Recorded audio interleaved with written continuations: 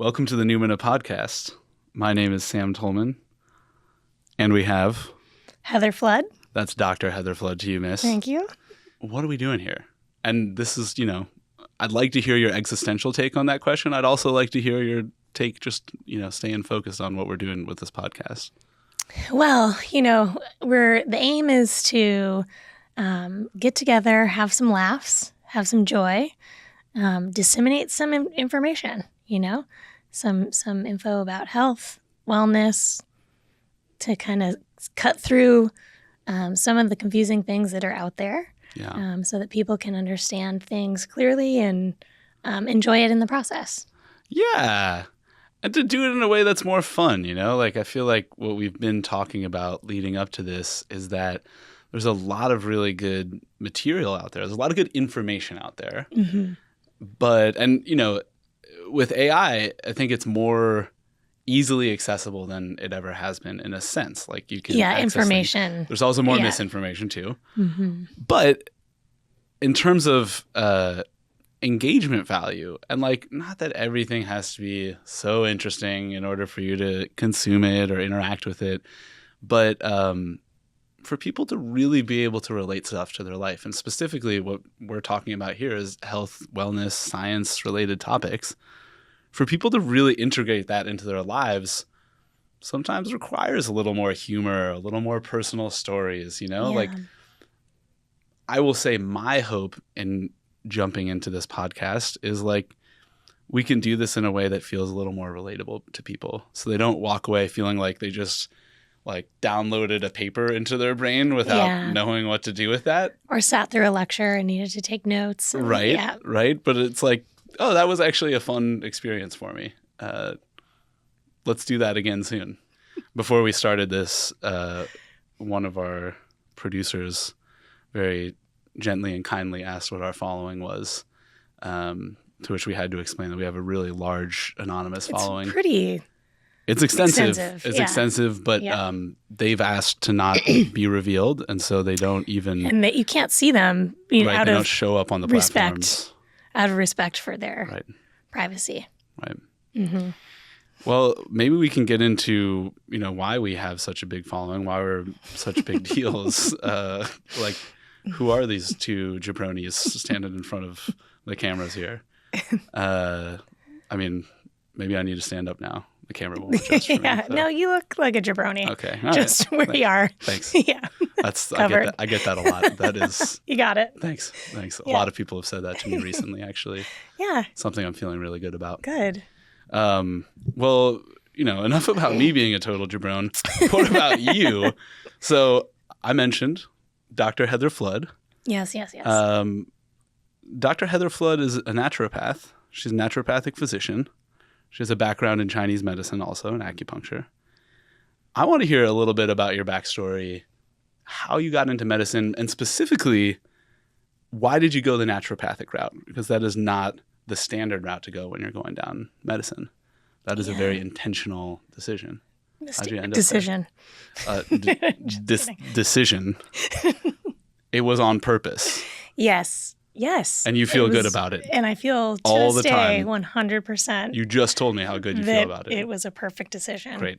As are most of my decisions. Let's hear about this perfect decision. Yeah. Well, I always wanted to be in medicine. I love helping people. I love working with people. I really do enjoy. I'm an extrovert for sure. So that I think was clear. I did a pre-med undergrad and did, focused on bio. Was rolling through that, got my EMT license in Brooklyn, was doing all the things to try to get... wild. It was actually. I've never heard stories about that in our entire friendship. I would like to hear that. Yeah, it was interesting. Trying to get set up for the med school, allopathic med school route. And then unfortunately my partner, who was my partner at the time, his mother had an unfortunate thing happen where she was essentially over-medicated and put into a coma at the emergency room. And ultimately did not survive that. And, I think that was a crisis point, for obvious reasons. But, it left me feeling like that's not a mistake I can make at work. Like I don't think I can live with like, oh, I had a bad day at work and accidentally killed someone today. Yeah. So I heavy. Yeah, and I think and medicine is very heavy in general. I think that was just a very clear way for me to really understand that. And so, from there we just, I went into finance of all things. I'm not a numbers person. And that was the big kind of, cocaine, big parties. Rough year. Yeah, think Wolf of Wall Street. Right. I'm the wolf. You were in that movie, weren't you? I mean, I think they mentioned you at some point. No, it was much tamer. Okay. Much tamer than that. No cocaine, for the record. Oh. Yeah, that, it was just like the job that I applied to a million things, and that's what fell in. And there was a lot of wonderful things about that job, namely the people that I met through working there. But it wasn't totally fulfilling. So, a couple of years in, I was itching to do something different. And then in the meantime, I had a dear friend in San Diego, Megan, who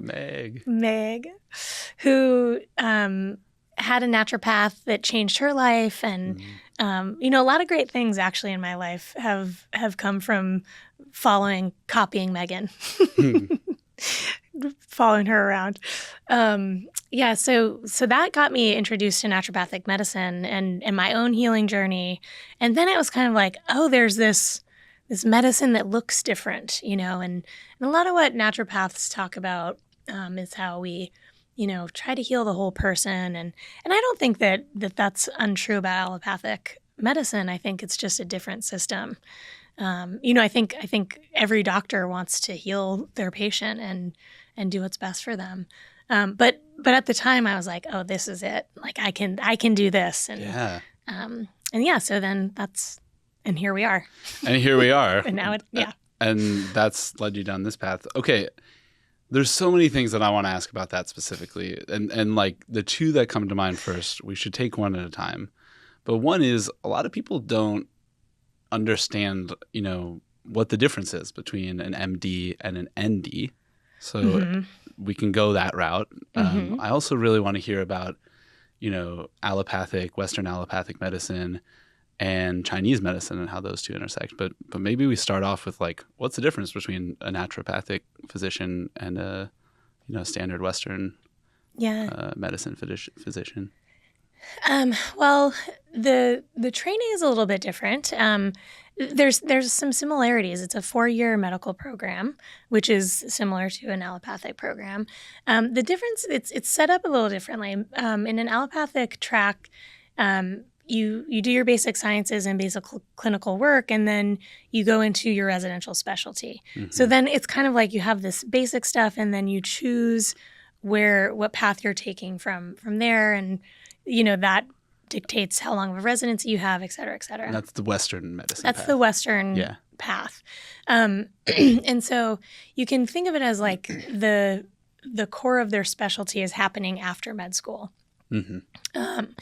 With naturopathic medicine, it's a very similar setup. You have basic sciences, you have the clinical didactic work, but in this setting, your only track is really primary care, and that's even not totally true. You can focus on counseling or homeopathy or other, but under the lens of a primary care doctor. Sure. And so you're kind of already specializing in that 4-year program. The legislation is different. Naturopaths are not federally recognized, so each individual state dictates the legislation around what naturopaths are and can do, which is interesting. So in Washington, we function as primary care physicians. We do many things, almost everything that you would see your primary care for, we can do. I would say this is true to the Western conventional program as well, but something that I see in naturopathic medicine, not all naturopaths are trained the same. And so I think there is a very wide breadth of what it means to be a naturopath, what skill level you have with who you're seeing. And again, I think that's true in any profession, right? And any topic too. That's something I want to just circle back to so much during this podcast. Like, maybe now's the time. Well, I think with any concept, you can talk about like, oh, this is, for example, I know something we're eventually going to get into is psychedelic medicine. And for example, psychedelic assisted psychotherapy. For example. And it's like, that actually is not, that's a heterogeneous, it's a diverse thing. Like we think that means one thing. It actually means a lot of different things in different contexts. Yeah. So we have to be very clear. And then that's really important when you assess, is this effective? Or in your example, like, is this doctor going to be effective in treating me? It's like, well, what was their training like? Yeah. What's their background? What's the perspective that they're bringing? Like, what's their philosophy? What's the paradigms that they attach to? Right. So I think sometimes we like glom onto these different concepts of what a thing is or what a person is, and we lose the ability to actually discern what skills, qualities, characteristics it has and how it might be useful to our circumstance. So I love that you brought that in with your experience. My experience of you as a patient, briefly, was that your focus, by and large, is like very parallel and aligns with the standard allopathic medicine perspective. Like, my sense was not that it really diverged in a fundamental way. I'm certain that that's probably not the case for most naturopaths, or for many. I don't know. Yeah, I think that that's one of the ways that things vary widely. Yeah. And like I did a residency. Some of that residency was in an allopathic community medicine setting, and so for me, I feel like my objective is really like, what tools are available, what aligns with this person the best. It's like we need pharmaceuticals, we need surgeries, we need, they're interventions that we need and are appropriate. And there's also ways that we can encourage the body to heal and that aren't so conventional. And so I think, it's interesting you say that. It's like, it is parallel and not perpendicular to me. It's like, It's just a different, I feel like, to some degree I have the same tools as conventional practitioners. To some degree, right? That's not the only thing I do. So that they're getting more reps in there, right? Sure. But I have those tools, and then I have these other things. And that feels, I like offering that to patients. Yeah.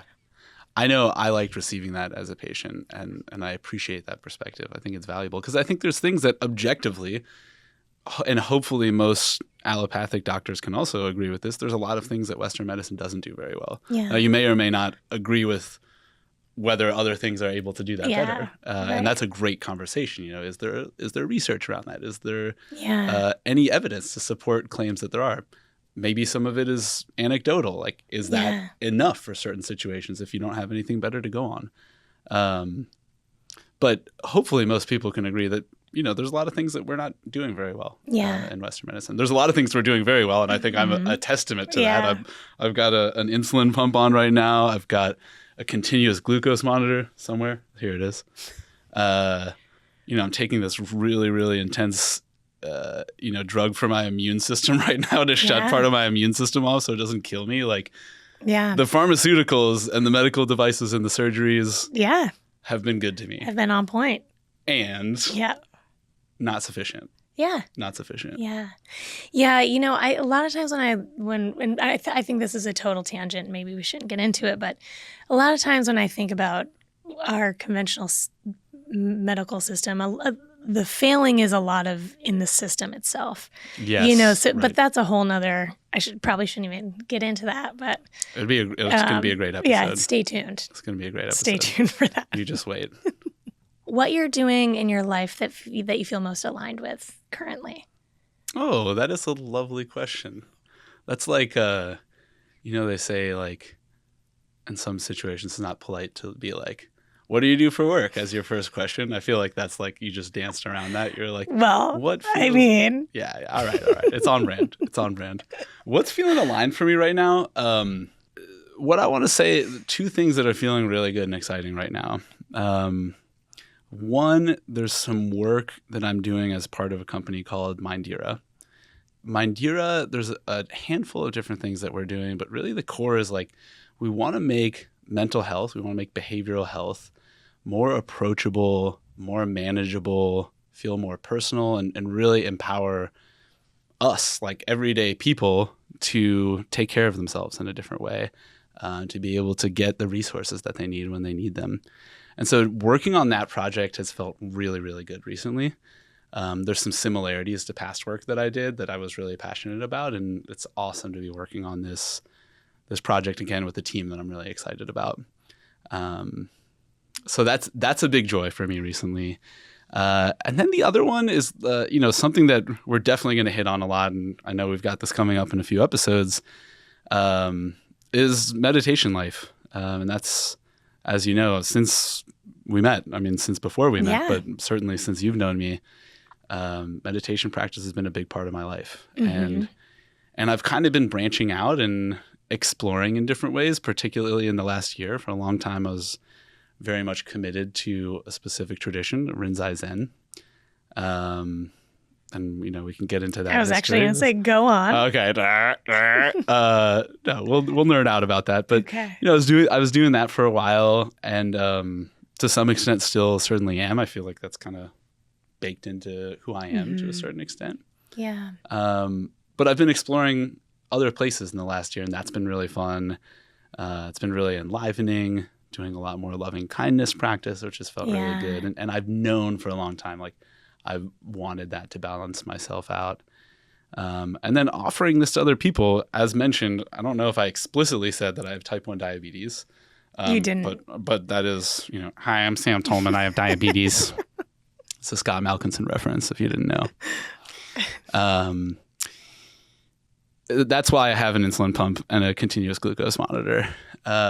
So with a few friends, I'm running I have them. All right, go easy on me. We're just getting started. Wait a few episodes until you start calling out my imaginary friends. I have a handful of imaginary friends that I really love, and all together we have built a really cool meditation community for people with diabetes. And we just had our first in-person multiple-day retreat, and that was lovely. Yeah. It was really, really sweet to share with people. Yeah. So that's the stuff that's going on right now that I'm really excited about. Yeah. Yeah. Well, I'm also curious how you became you. I know some somewhat impressive things about you, there's so many things. I know. There's so many things. Where'd you go to school? I'm really interested in behavior, and I'm really interested in the mind. So that relates to my meditation practice as well. Mm-hmm. And I would say the roots of that actually started quite young. And part of that was being diagnosed with type 1 diabetes. And I think I was noticing there's all these things going on in my body, and they related to my mind state. And, I was seeing, as we all do as we grow up, we're seeing people act in very foolish and harmful ways, and being like, why do people do these wild things? Yeah. And so I wanted to understand, like, what's going on with me, what's going on with other people. For whatever reason, that was just a fascination from early on. Well, also, what a unique experience as a young kid to be so aware of your physiology. Yeah, totally.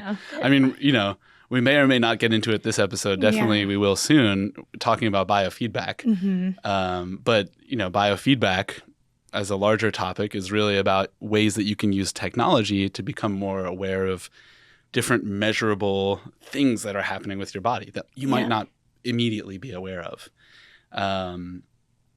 So this was basically that. Testing your blood sugar, you're like, oh yeah, I am getting this feedback on what's going on in my body, and I can understand a little bit better how I'm reacting and responding to different circumstances. So it was fascinating. And hard, I imagine. For sure. Yeah. For sure. I mean, so much going on in that early period of my life. But I was fascinated by this. And then, I started like, okay, so psychology, right? Like I'm interested in the mind. And I basically was like, it's a bunch of like Western European dudes that like watch their children for a few years and were like, I've got the theory of the brain. I was like, nah, like that really doesn't cut it for me in terms of science. Like I didn't like that vibe, Yeah. Now, like, I think I've come full circle on that. I don't want to disparage psychology. I know it's a lot more than that. And I think I've very much returned back to, okay, this is actually where I'm interested. But at that time I was like, yeah, I need something that feels a little more empirical. And I was already very interested in chemistry. And so when I got to college and I went to University of Pennsylvania, to answer your question, go Quakers. Did you happen to play football there or anything? I did play football. You did? There okay, also. Just checking. I wasn't sure. And I was making sure that as I was damaging my brain, I at least was also studying it. Yeah. That's what I always like to say. Yeah. So I studied neuroscience, undergrad, and for a while I was chugging along like I want to understand why people act in all these different ways, and basically went through a very difficult period while I was in college. I was actually quite depressed. I was first of all, football was not going well. Yeah. And that was a big bummer for me. Like that, There were two things that I cared the most about at that time. One was football. And the other was my relationship, which was with my high school sweetheart at the time. And both of them were just like, just like major not going well. Yeah. And so I was really bummed out about that, like I was in a rough place. Reasonable. And very fortunately got connected with this great guy. His name is Nee Shobomain. Shout out to Nee. Maybe we'll have him on the podcast at some time. That'd be That'd sweet. be a delight. Yeah. And he was really like kind of a sports related life coach is the way that I would describe what he does. Hopefully he will describe it more eloquently whenever he comes on the podcast. But that's really what he was doing with me. So I connected with him, and he very quickly was like, oh, you should start meditating. It'll be good for your football game. And I was like, good for my football game? Like anything for my football game. As we were talking about earlier, I was also vegan very soon after that. I was like eating pots of quinoa. Yeah. I was like, if you're telling me I can just sit there and not eat a pot of quinoa and that's good for my football game, like that's way better than eating that entire pot in one sitting. We're circling back to that also. Okay. So basically, started meditating, had all of these experiences and really experienced a pretty significant personality shift. And it wasn't just meditation. There was a lot of journaling and questioning my beliefs. But like had a lot of relief from baggage that I was carrying and really found a sense of like feeling at home in myself in a different way. And then I was like, oh, that's what I want to know more about. Like I'm not interested in why people do all of these things. Yeah. I want to know like, how do we help people do better for themselves? Yeah.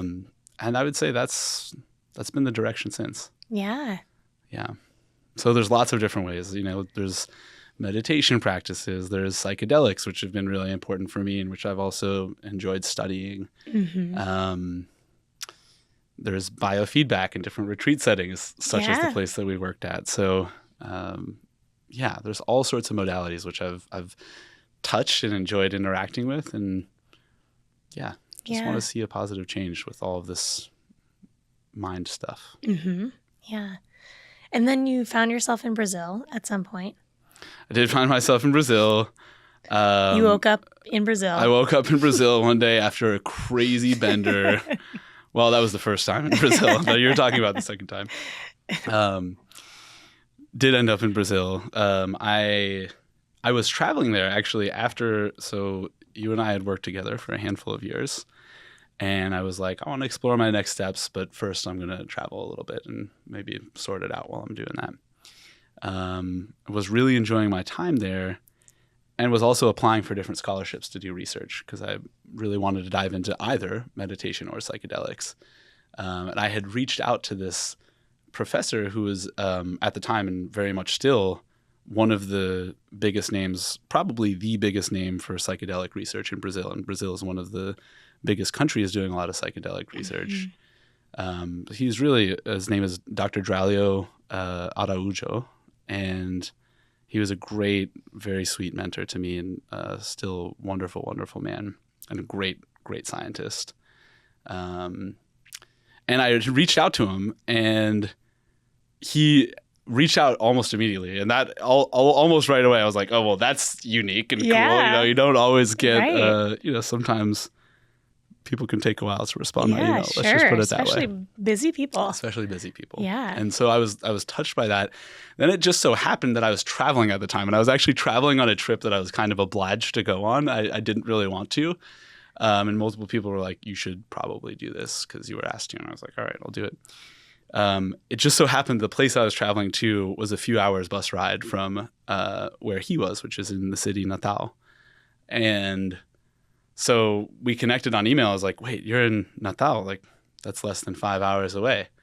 And so then I actually went up to meet him in person. I ended up applying for a Fulbright scholarship to go study with him, got it. And then a few years later, after COVID was starting to wind down, because COVID kind of delayed that. Mm-hmm. But once COVID was starting to wind down, ended up going down there and spending a year. Which was a great experience. Yeah. How wonderful. Yeah. It wasn't all wonderful. There were some rough things, as you know. Yeah. One of the things was getting dengue fever. Getting dengue fever, especially related to certain reckless ascetic meditation practices that I was trying to do. Maybe you should tell everyone what you're referring to. So, I want them to get a good sense of who you are. Everybody, sure. Yeah, I feel like this says something. This speaks volumes. This speaks, at the very least, this speaks to one of the more insane parts. We've also, I don't think it was meant to be insane. I think at the time, I was like, this is a cool new exploration to push myself in. Yeah, you say insane. It was harmless. Yeah. I felt. Yeah. At the time. You say insane, but I would actually say it speaks to how dedicated you can be and how that's true. How you can show up to things in a way that's really actually quite powerful. That's sweet of you to put it that way. So I was down there, and it's obviously very hot and humid in northeastern Brazil, and this was during the summer. It was, it's kind of eternal summer there, but it was at first during the drier season, and then it was wet and it was hot and humid. And I was meditating late at night because that's when it was cooling off, and that's when I had a little more free time. And I was meditating outside because that's what allowed for the most airflow to feel a little more comfortable. And all of these mosquitoes were naturally coming, as they do. And most of us, including myself, have a reaction to insects and mosquitoes less than desirable. GTFO, Yeah. You don't like it. Yeah, I don't like it at all. Get the fuck off me. Yeah. So that was my reaction. And I was like, ooh, I want to work with this. And there's an amazing old Zen poem. And I forget who the author is, but we can easily look it up after the fact. It says something to the effect of, all of this time praying to the Buddha, but still I swatted mosquitoes. And I remembered reading that, and I was like, what if I work on that? And so the idea was, and there's actually in the, I'm not advocating this, but in the Jataka tales, which is the kind of stories of the previous incarnations of the Buddha, part of the traditional Buddhist mythology. There is a story about the Buddha in some previous lifetime, in some previous form, basically laying himself out to be devoured by a hungry tiger who's trying to feed her cub. And he's like, I want the cub to be able to survive, so he allows himself to be eaten. Not saying that's a good idea. There's a lot of that can be unpacked. We could have an episode that can be unpacked. But I was like, a little blood here and there. I could spare a little blood for a few mosquitoes. Also, just I can let this be an ascetic practice. Let myself settle, and I did. I actually learned to settle in and just allow the mosquitoes to bite me over the course of an hour, and just still remain most of the time, not always, but still remain in relative meditative stillness and equanimity and peace. And at the time I was like, yeah, mosquitoes never did anyone harm. And found out that actually mosquitoes have done many people harm. Many people have died as a cause of, as a result of mosquito-borne illnesses. Yeah. And I felt like I was going to die for a few days there. It was pretty scary. Yeah. It was pretty scary. And yet here you are. And yet here I am. Here I stand. Here you are. It's unknown whether some of my more recent immune issues are related to that. There's that. There's COVID. I mean, there's so many possibilities, and there could be totally unrelated too. Yeah. But who knows how that's echoed. Yeah. And so what was that experience like having dengue? Oh, man. You said like you felt like you were going to die, but I've never had dengue. Okay. What do I remember about it? Of course, there was the fatigue and there was the achiness. Like, I remember being so tired I could barely move. And that was the first time in my life that I had felt like that. Like, I was like, I literally don't think that I can get up. There was one day that I didn't get up the entire day. I just laid down. And I remembered thinking to myself, like, if it gets worse than this, I might die. Like, I can't. Yeah. Nobody's here to take care of me. I don't. I'm not able to get myself stuff. Right. There's you can't blood get sugar yourself care. To the hospital. Yeah. Right. And I didn't even know what the medical system was like there at that time. I became very intimate with it. My medical Portuguese improved. Yeah. For sure. But that was the fatigue was the most striking piece. There was also pain. And interestingly, like, I couldn't really localize the pain. Like, normally, you feel pain. You're like, oh, my knee hurts. My hip hurts. My hip hurts right now. It's a little uncomfortable. You can feel where it's coming from, more or less. And as you, like, sink into it, you might feel it moving somewhere else. But you have a sense of where it locationally is. I couldn't really feel it. Like, I was like, I just feel that I'm in pain and my whole experience is in pain. Like just a diffuse. Yeah, but I can't identify where it's happening. And that was a wild experience too. Yeah. But the fatigue, I would say, was the most striking and scary because I was like, knowing that I have to take care of my blood sugar too, knowing that I don't know how to manage the medical system here. That's, I think, what stands out to me the most about it. Yeah, that is terrifying. And then there's so from what I understand, and maybe you can correct me as a doctor, or we can get some tropical disease expert to talk about this sometime. But from what I understand, that's the initial phase of the disease. And it is the most uncomfortable. It's not the part in and of itself that's actually life-threatening. What I understand from that is that, like, essentially there's liquid that's being absorbed into different parts of your body. You're basically like swelling in different parts of your body. And then it's not until the next phase when that liquid starts to redistribute itself throughout your body. And I'm speaking to this in a very unscientific way right now. It's been a while since I've read about it. But that's when you start having life-threatening conditions.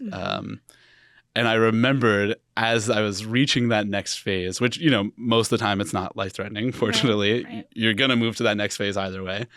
But there's certain things, like, basically you get worried about internal bleeding and hemorrhaging. Yeah. And there are certain things to watch out for. And I was like... And did you know what to watch out for? I did. Like, one of the things was, like, the taste of blood in your mouth, which I had. And I was like, oh... That's not good. What else were you experiencing? Remember the taste of blood in my mouth. There was the periodic fatigue that would come, kind of hit me, and just be crushing out of nowhere. But that was not a fun phase. That was one of many parts of that year that were not fun. There was a lot of glorious, incredible people, mostly just the people. Like, the people that I worked with were delightful, really, really sweet. Yeah. Lab members. And being right next to the ocean is, it's hard to complain about, that was amazing. Yeah. But it wasn't the most comfortable year. Yeah. Well, that actually brings, people you work with. That happens to be one of my favorite things. I think it's so important, how, for me, how my life feels is so influenced by what I'm surrounded by and who I have in, and also brings up, how we found each other. Yeah. Where do we start? We worked together at 40 Years of Zen. Yes, we did. Heather, what is 40 Years of Zen? What isn't it? Am I right? No, you're not right. That is not an appropriate answer to the question. No, it's not. You have to get into it. Yeah. What's the Spark Notes version? Well, we can dive in deep. But what's I'm the Spark? older. Cliff Notes. Sorry. What's the Cliff Notes version? If you had to etch that into stone, how would you do that in a sentence? I think I'll do more than a sentence, but Great. 40 Years of Zen is essentially like a 5-day retreat where people come in, and it's kind of billed as a way to biohack and upgrade your brain so that you can be better at work and function and make more money. And idea is that we're gonna change how your brain functions so that you can be optimized. Okay. So that the process though is essentially people came to 40 Years of Zen. They were there for full 5 days, very full 5 days.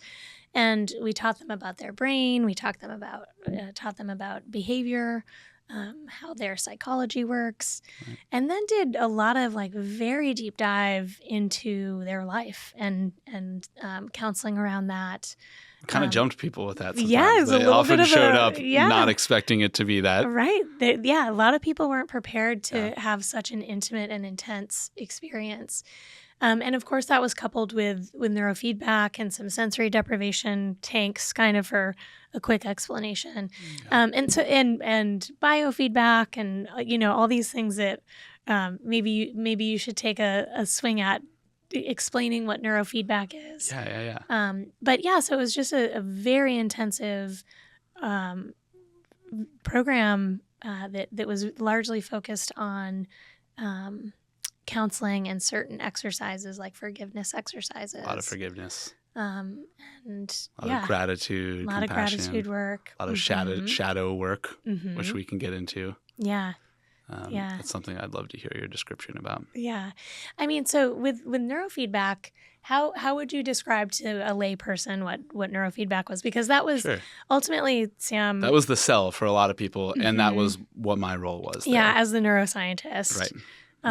You would hook people up with EEGs, all these electrodes and wires coming off their head, used to measure brain activity. And so just describe, maybe some entrainment and some other things that you were working with neurofeedback. Totally. So we mentioned the concept of biofeedback earlier, but starting with biofeedback, neurofeedback is a specific type of biofeedback. Biofeedback generally, as mentioned earlier, is really biofeedback is using some sort of technology to measure activity that's going on in your body, and then giving an opportunity to feed that back so you can become consciously aware of that activity that's going on in your body. And in many cases, this would be activity that you're not immediately aware of. So a simple description of this would be like your heart rate. Now, we can become aware of our heart rate even without technology, but you can also use technology to become aware of your heart rate. And so one way that people do biofeedback with heart rate is they become aware of what's going on with their heart rate, and then they use breathing to understand how to change their heart rate, or to understand how their heart rate changes naturally over different parts of their breath. And so essentially you're using this technology as a way to become more aware and ultimately build a relationship with, and in some cases people would say manipulate.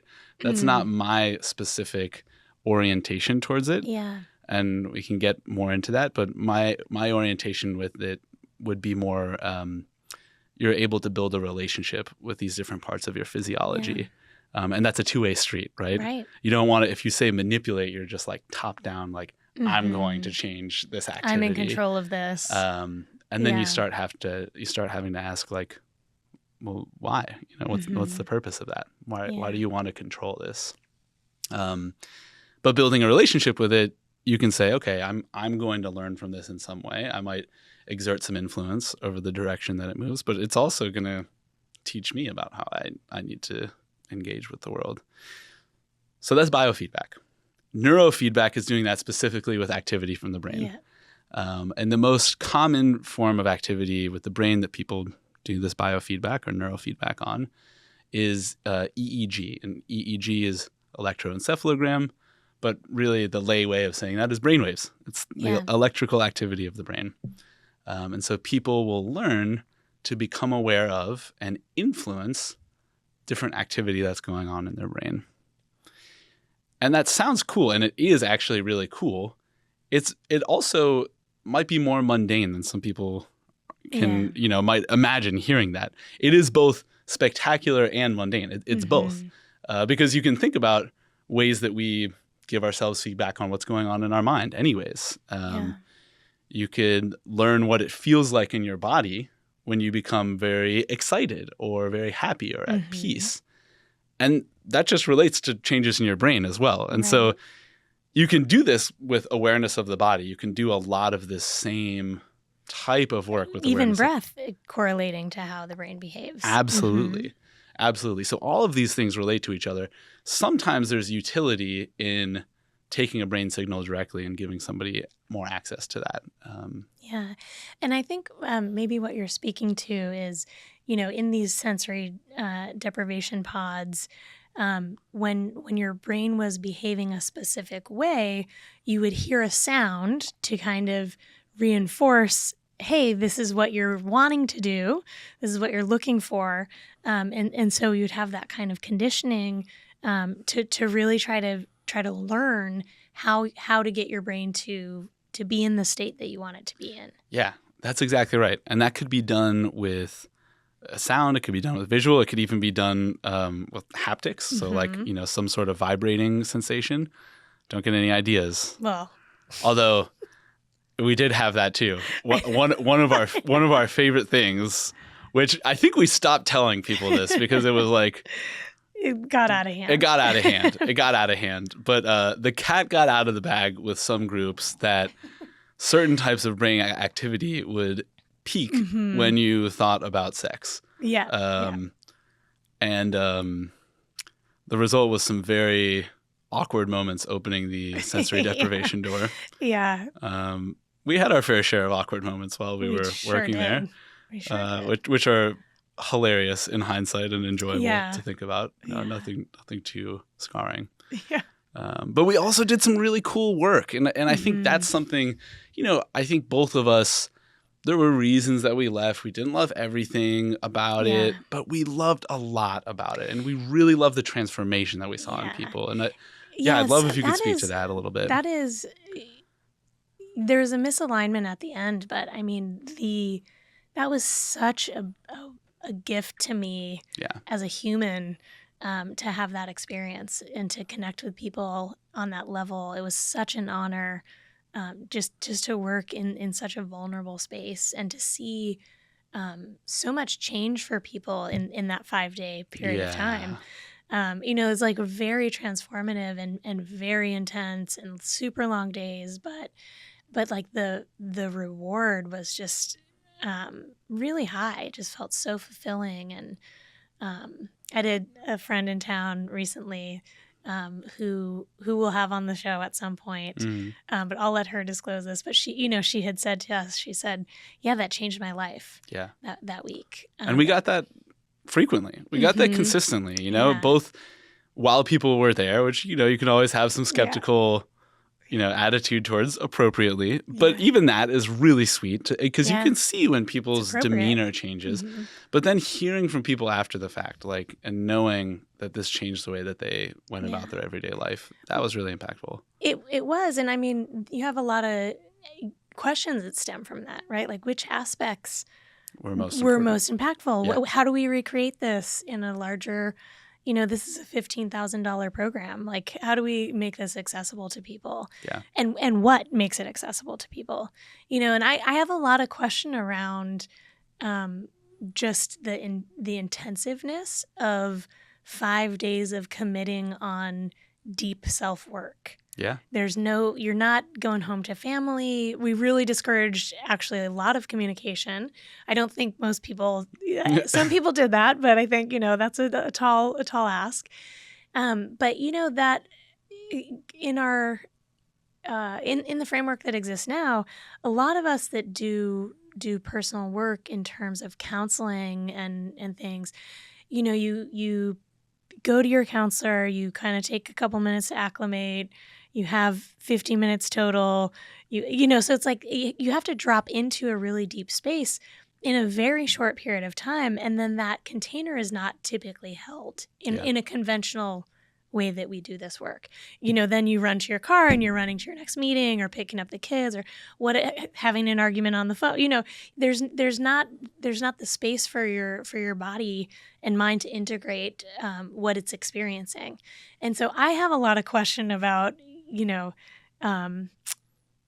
about the biofeedback. Well, no, Let's be real about it. This was a constant, I wouldn't even say tension. But this was a constant discussion. The priorities. It's not that I question that. I think that was effective, and I think it certainly motivated people to want to participate. Yeah.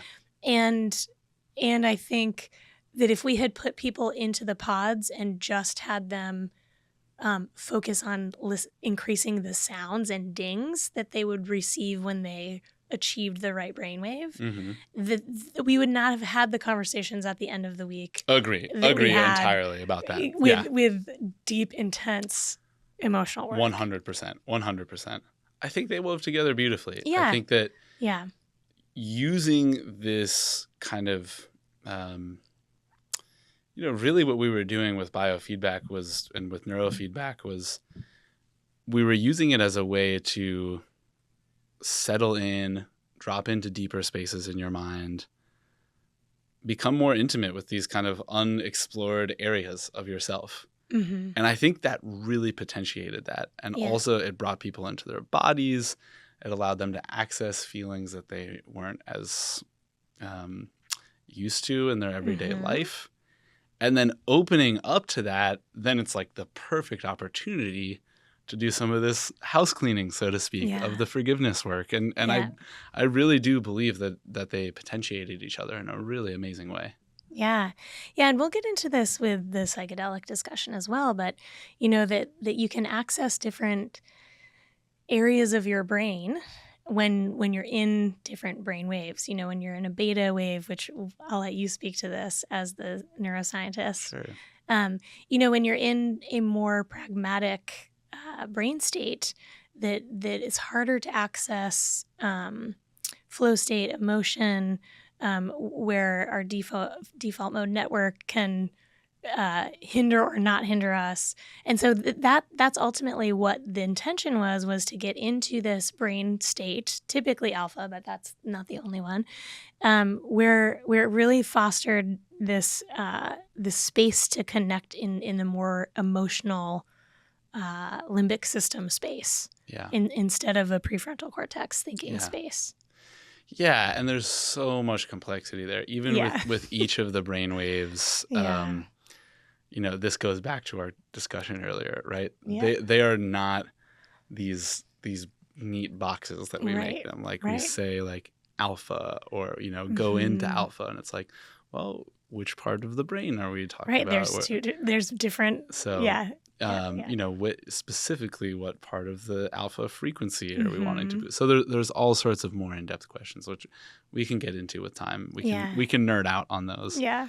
But I think, that's it at the end of the day. It's like, allowing people to drop in deep in different ways, to access different types of states, that gives an opening to do some healing work.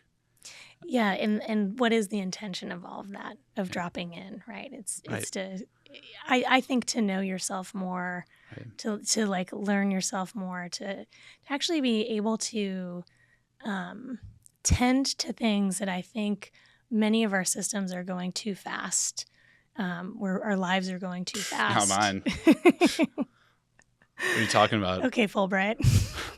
I'm slow and cool. You're You're very cool. Calm and collected. And especially slow. I am particularly slow. Yeah, but I think that's kind of the whole point of this is like how we discover ourselves and make space for ourselves. Yeah. I think that's a really nice note to end on. I think we've broadly covered the way that we view the space and some of the topics that we're going to hit over our time together. And we're super excited. We're super excited for you all to get to know us better, to get to know some of the podcast guests that we're going to have on. Yeah, some exciting guests coming up. This will be on every major platform, so you can access this on YouTube, Spotify, Apple Podcasts, wherever your place is. We'll be getting shorter clips up elsewhere too. Yeah. But just delighted to be doing this with you. Yes. Ultimately, this is fun. Yeah. Even if we get 0 followers. Yes, this is for us, to be it's clear. A delight. It's a delight. It's a very expensive gift to ourselves, but worthwhile. Yes, certainly. Yeah. Thanks for the time today. Thanks for listening. Excited to do more soon. Yes.